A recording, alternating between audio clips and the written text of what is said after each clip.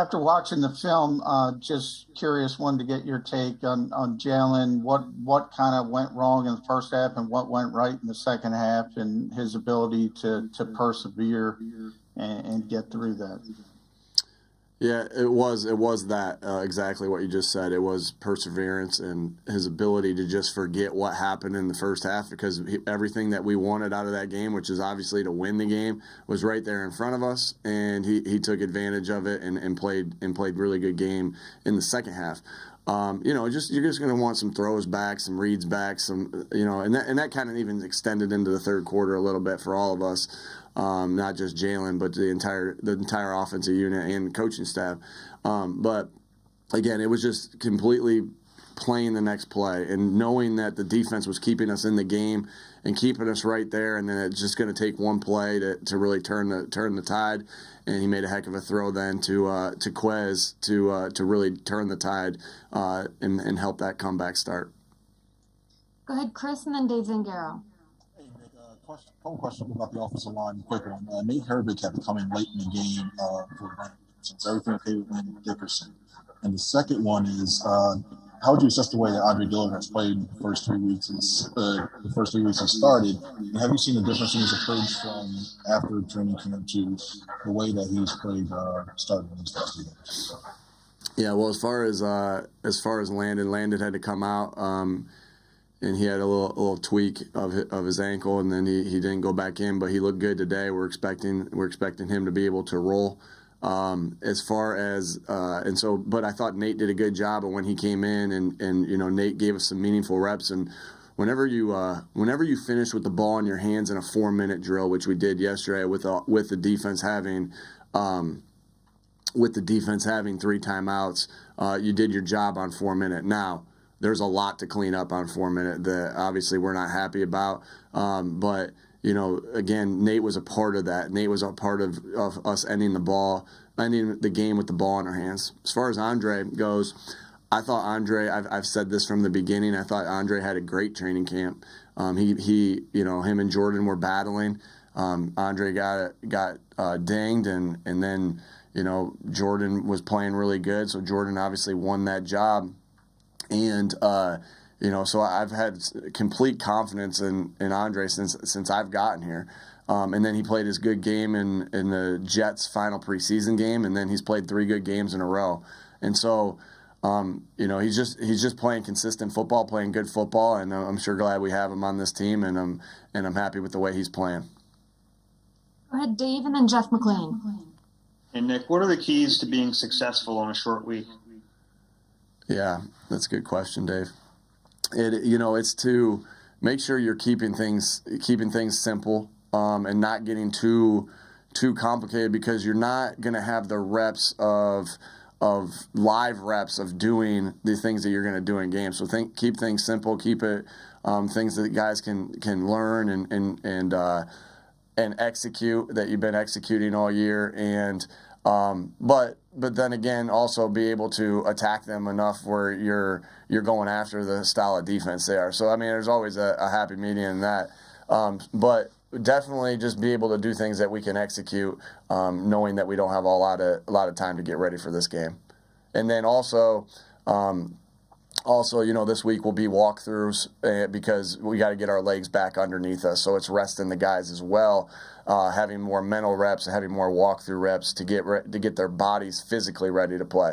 But a lot of this is going to be a heavy get mentally ready for this game week. Jeff, and then Tim McManus. Nick, what's been your assessment of your play calling, your first 5 games as an offensive play caller, and upon your self-scouting, has there been anything that surprised you about the way you have called games? Well, I always want to be. I think we're 11th in the red zone right now, and definitely want to be better in that area in the red zone for different reasons here and there.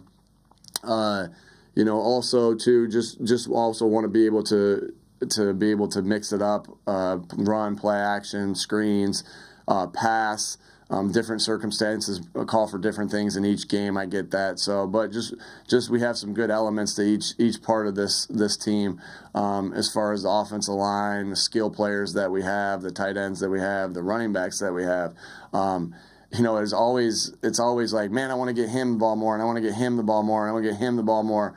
And then sometimes it's not always that simple, and the defense dictates how that goes too, because Jalen has reads within the play. So, I'm always looking to improve. And again, those are some specific areas that I'm really looking at it. For the most part. The other thing is when you come off, like after we come off this Tampa week, which you'll have a long weekend to be able to assess yourself even more. We're constantly assessing ourselves as far as our tendencies and things like that, but you get more chance to do that when you're coming off of a long weekend, which we will have here in the future, or in this week. Because, on this short week like this, you're just trying to get your guys ready to play, get them ready to go, and do things that you can execute. Go ahead, Tim, and then Bo Wolf.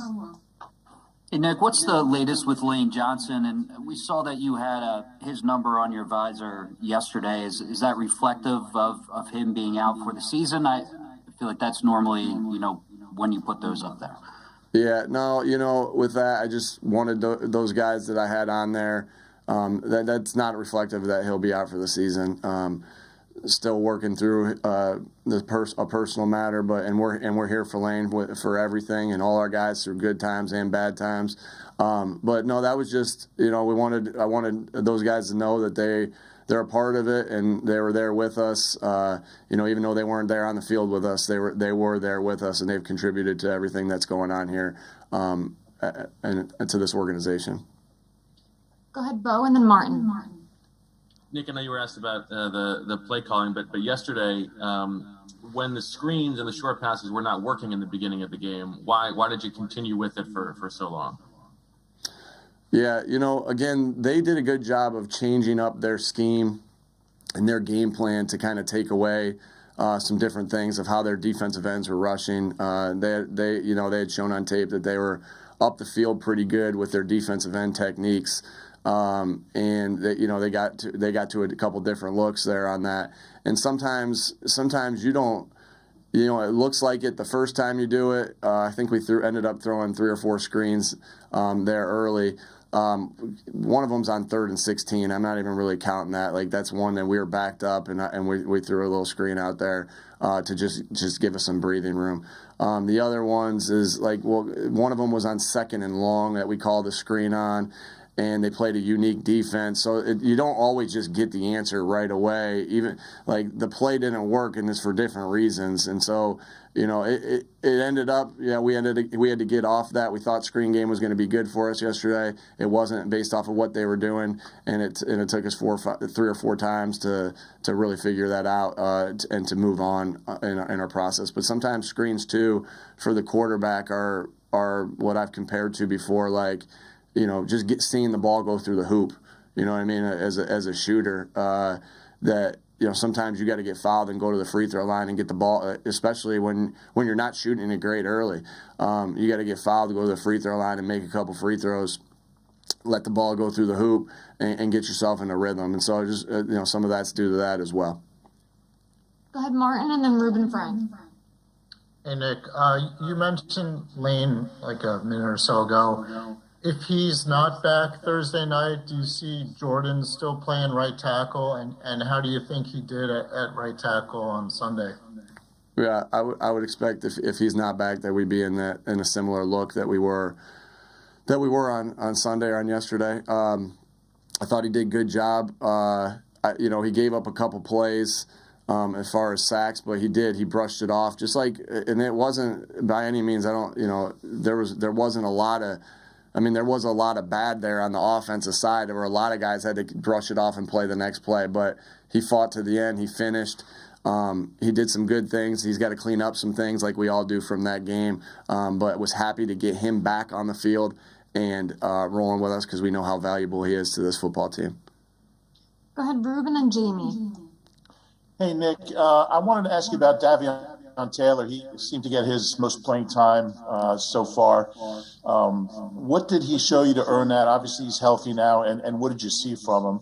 And then just a quick follow-up on Lane. Are you confident he will play again this year? Are you saying that, or is that still to be determined?